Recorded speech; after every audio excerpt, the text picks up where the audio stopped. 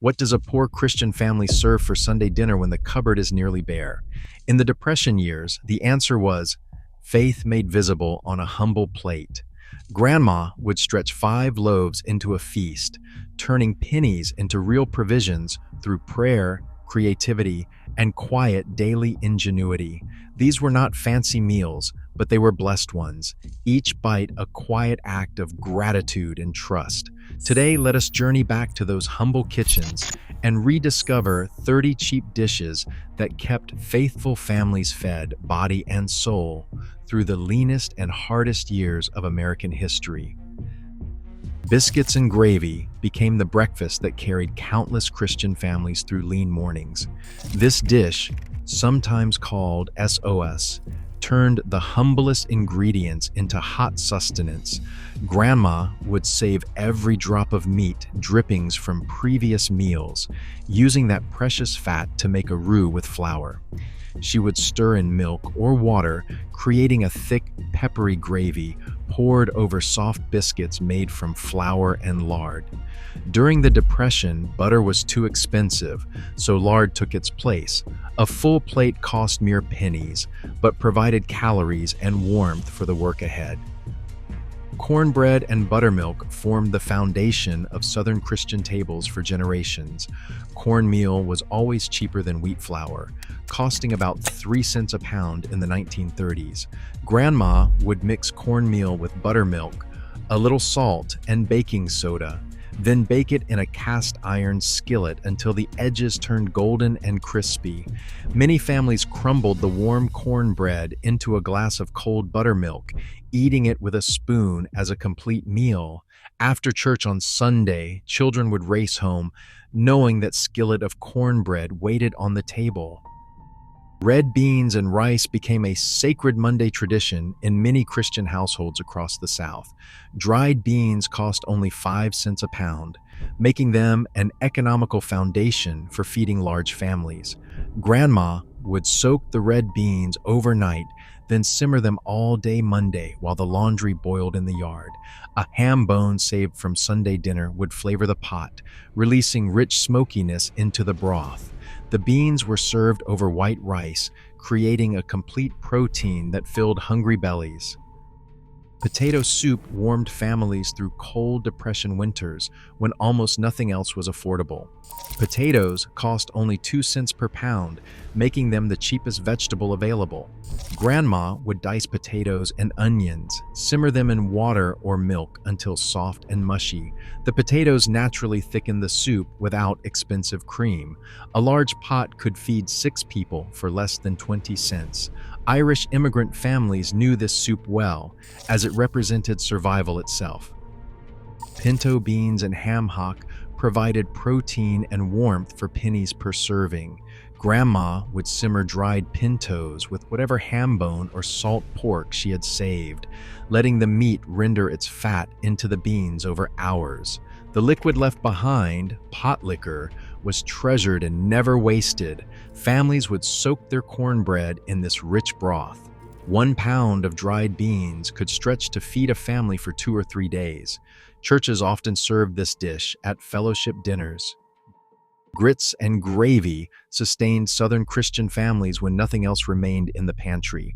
Ground hominy corn cooked into a smooth, warm porridge that cost almost nothing to prepare. Grandma would top the grits with whatever gravy she could make from drippings, creating a filling breakfast or dinner. During hard times, grits might be the only food served all day. Baked sweet potatoes became church basement staples across the South, where families grew them in backyard gardens.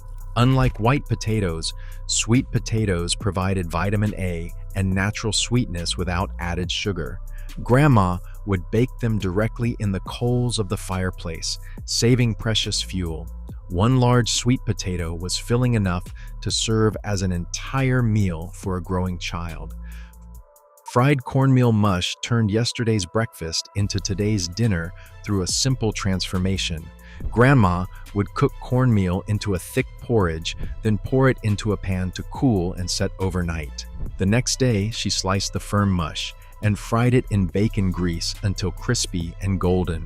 Served with molasses, this dish provided calories that powered fieldwork and factory labor. Chicken and dumplings represented Sunday luxury even when times were hardest. One chicken raised in the backyard could feed an entire family when stretched with homemade dumplings. Grandma would simmer the bird for hours, creating rich broth that softened the flour and lard dumplings dropped into the pot. The meat was pulled from the bones and distributed carefully. This dish often appeared when the pastor visited for Sunday dinner, a meal of honor made from humble ingredients. Tuna noodle casserole emerged in the 1940s as canned goods became staples of Christian pantries. Canned tuna required no refrigeration and cost little, making it perfect for families without ice boxes. Grandma would mix the tuna with egg noodles and canned cream of mushroom soup, then top everything with crushed crackers. The casserole baked until bubbly and golden, feeding 6 people for less than 50 cents. Macaroni and cheese did not come from a blue box in Grandma's kitchen. She made it by hand, slowly and with love. Grandma would start with a ruse of butter and flour, stirring in milk until smooth. Grated cheese melted into this sauce, creating richness that coated every noodle. The mixture went into a baking dish, topped with breadcrumbs, and baked until golden. In the 1930s, 1 pound of cheese cost only 15 cents, making this dish economical for family dinners. Churches served macaroni and cheese at every potluck, knowing children and adults alike would empty the pan completely. Vegetable soup from scraps embodied the Christian principle of wasting nothing that God provided.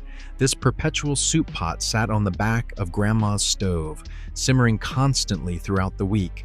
Vegetable peels, wilted greens, small pieces of meat, and even potato water joined the broth.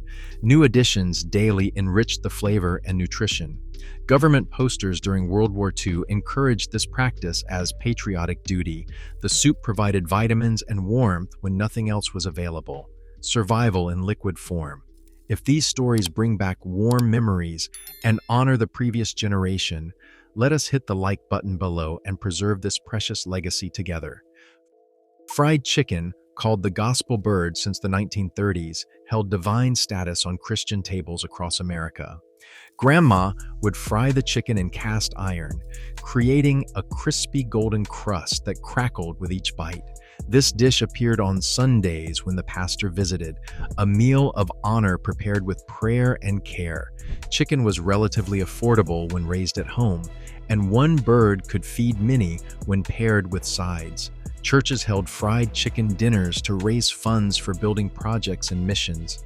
The smell of frying chicken meant celebration and fellowship. Deviled eggs appeared at every church potluck and funeral reception across America. Hard-boiled eggs were inexpensive, at only 12 cents a dozen, and Grandma could stretch them far. She would halve the eggs, mix the yolks with mayonnaise and mustard, then pipe the filling back into the whites so they looked neat. A dash of paprika made them look fancy despite their humble cost. Women prided themselves on their deviled egg recipes, passing techniques through generations. These small bites of protein disappeared quickly from any fellowship table. Green bean casserole became a church supper favorite after Campbell's introduced cream of mushroom soup in 1934. Grandma would combine canned green beans with the creamy soup, topping everything with fried onions. The casserole baked until bubbling, creating comfort in every bite. This dish cost little but tasted like more. Church cookbooks featured this recipe so frequently, it became synonymous with Christian fellowship. Meatloaf stretched with oats and breadcrumbs allowed 1 pound of ground beef to feed 8 people.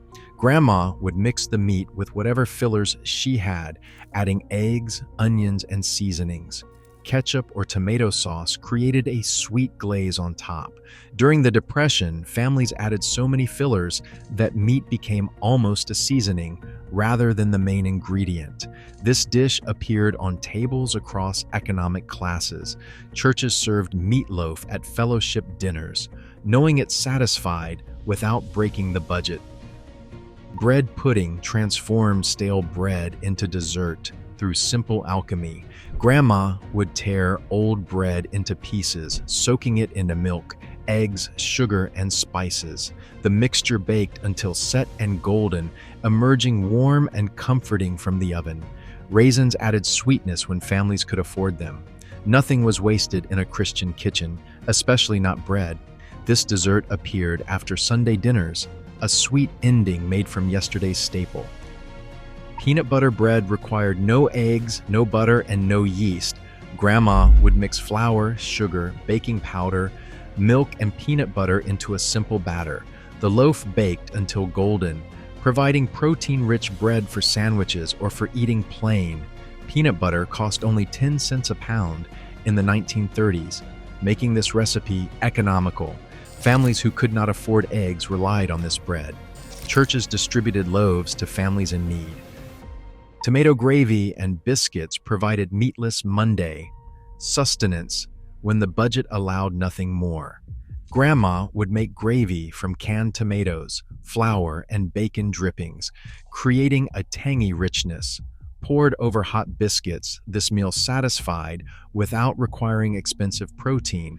Catholic families especially embraced meatless meals as part of their faith tradition. The dish cost pennies but delivered comfort. Fried cabbage and onions became the working family's vegetable when nothing else was affordable. A whole head of cabbage cost only 3 cents, feeding a family for days. Grandma would slice the cabbage and fry it slowly with onions in bacon fat until soft and caramelized. European immigrant families brought this dish to America, and it spread through Christian communities everywhere. The sweet, savory result paired perfectly with cornbread. Egg salad sandwiches provided portable protein for workers and school children alike. Hard-boiled eggs, mashed with homemade mayonnaise, mustard, and pickles, created filling sandwiches. This dish packed well for lunches and traveled to church picnics without spoiling quickly. Eggs remained one of the most economical protein sources, at 15 cents per dozen. Christian mothers prepared egg salad weekly, knowing it would nourish their families through long days of work and school. Dandelion greens cost nothing because Grandma foraged them from the yard, the park, or the roadside. These bitter greens provided vitamins and minerals that prevented nutritional deficiencies during lean months. Grandma would sauté them in bacon fat or serve them raw as a salad dressed with vinegar.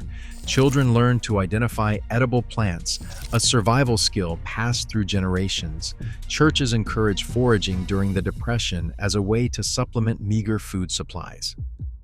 Oatmeal became the survival breakfast for families across America during hard times. A large container of oats cost little and lasted weeks when carefully portioned. Grandma cooked the oats slowly on the stove, adding raisins or brown sugar when available. This hot cereal provided sustained energy for long days of physical labor. Churches distributed oats through charity programs, knowing this staple could prevent hunger in struggling families. Milk toast provided comfort to the sick, the elderly, and those with few teeth during hard times. Grandma would toast bread, place it in a bowl, and pour warm, sweetened milk over it. The simple dish was gentle on weak stomachs, while providing calories and calcium. Children recovering from illness often ate milk toast as their first solid food. This meal cost almost nothing, but it delivered warmth and care to those who needed it most. Depression cake proved that celebration was possible even without eggs, butter, or milk. Also called wacky cake, this dessert used vinegar and oil instead of dairy products. Grandma would mix cocoa, flour, sugar, and unusual ingredients directly in the baking pan. The cake rose beautifully despite lacking traditional components. Churches served this cake at potlucks during rationing, showing that faith found a way to celebrate even in hardship. Water pie carried names like desperation and depression pie for good reason. When families could not afford milk, eggs, or cream for a proper dessert, Grandma still created sweetness. She would pour sweetened water, mixed with a little flour, butter, and vanilla, into a pie crust. The filling baked into something resembling custard. The pie helped families keep dignity and a sense of normalcy during impossible times. The shame of poverty kept many from admitting their families made water pie. Vinegar pie mimicked lemon pie when citrus was too expensive or unavailable. Grandma used vinegar to create a tangy flavor, balanced with sugar and butter. The filling baked into a sweet tart custard that satisfied the craving for something special. Churches included this recipe in cookbooks throughout the Depression era. The tartness reminded families of better times ahead and promised days when lemons would be affordable again. Spam and beans became wartime protein when rationing limited fresh meat. Canned spam required no refrigeration and cost only 25 cents. Grandma would slice and fry the meat until crispy on the edges, serving it alongside baked beans for a filling meal. Military families knew this combination well from care packages. Churches distributed canned goods, including spam, to families struggling with rationing restrictions. Hot dog and macaroni, sometimes called Hoover stew, filled bellies during the hardest Depression years. Named mockingly after President Hoover, this dish used whatever was available in the pantry. Grandma would boil macaroni, then combine it with sliced hot dogs and canned tomatoes. One pot fed many people for very little money. Churches served variations of this stew at soup kitchens throughout the 1930s. Sugar bread was perhaps the simplest sweet that Christian families knew. Grandma would spread butter on bread, sprinkle sugar generously, and serve it to children as a treat. This combination cost almost nothing, but delivered joy to young ones who knew little of candy or store-bought desserts. The sweetness represented love, made visible through humble ingredients. Churches offered sugar bread to children during fellowship meals, a small pleasure that brightened difficult days. Did you know that many of these recipes are still made in Christian households today, passed down through generations as acts of love and memory? We have finished exploring 30 cheap meals that Christian families survived on through the hardest times in American history. These dishes were not just food, but acts of faith, each one a prayer of thanks for whatever God provided. Grandma's hands, calloused from work and folded in prayer, turned scarcity into blessing at every meal. The table was not just where families ate, but where they gathered in fellowship, gratitude, and hope for better days ahead. If this journey through memory has honored the wisdom of previous generations, please like and subscribe. Together we preserve this precious legacy of faith, frugality, and family for those who come after us. May these recipes remind us that blessing is not measured in abundance, but in gratitude for what we have been given. See you again on our next journey through history.